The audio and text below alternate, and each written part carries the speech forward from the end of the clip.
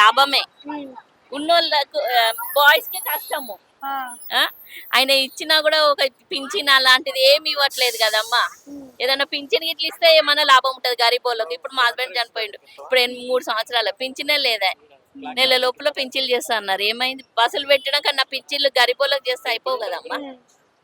అంటే ఇప్పుడు ఈ పెన్షన్లు, ఈ ఫ్రీ బస్సులు అవన్నీ లేకపోయి ఉంటే ఈ తినే ఉప్పు, బియ్యం, నూనె ఇవన్నీ రేట్లు కూడా పెరిగిపోతున్నాయి ఇవి పెరిగిపోతున్నాయి పెట్టిన కదా. కాడ నుంచి అంటారు. అవును మరి. మరి తీసేస్తే తగ్గుతాయి అంటారా? ఇక అది వాళ్ళ గవర్నమెంట్ వాళ్ళు పెంచేది వాళ్ళే, తీసేసేది వాళ్ళే. అంటే ఇప్పుడు సర్వేలు చేస్తున్నారు కదా, సర్వేలు అనేవి కరెక్ట్ గా చేస్తున్నారంటారా? చేస్తున్నారు సర్వేలు అయితే. మరి ఈసారైనా ఇంట్లో వచ్చే అవకాశం ఉందంటారా? వస్తాయని అంటున్నారు కాదు, దేవునికి ఎరక. అసలు ఇల్లే లేవు, కట్టే లేవు, స్థలాలే లేవు, అలాంటప్పుడు ఎట్లా ఇస్తారని కొంతమంది అంటారు, మీరేమంటారు? కట్టి ఉన్నాయి, ఉన్నాయి. ఉండేటోడు ఉంటుండు, లేనోడు ఉంటలేడు. ఉమ్. చాలా దూరం వేసిళ్ళు, అడవిళ్ళల్లో కట్టిండ్రు. అంటే మొఖాలు చూసి ఇల్లు రాసుకుంటారు అని అదేం లేదండి. ఉమ్. మన ఆడోళ్ళే చాలా ఇది. ఉమ్. అది మోకాలు చూసలేదు, బొట్లు పెట్టేది ఏం లేదు.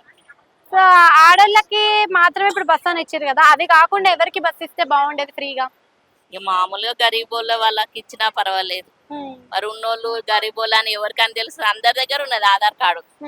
500 రూపాయలు కరెంట్, 500 రూపాయలు గ్యాస్ అన్నాడు, మరి వస్తుందా మీకు? ఏం లేదు, అది వేస్ట్. అది వేస్ట్. అప్లై చేసుకోండి వస్తుంది అని అంటారు. అప్లై చేసినా కూడా మన అది రాలే కదా. ఎందుకు అలా అని అడిగిరా మరి?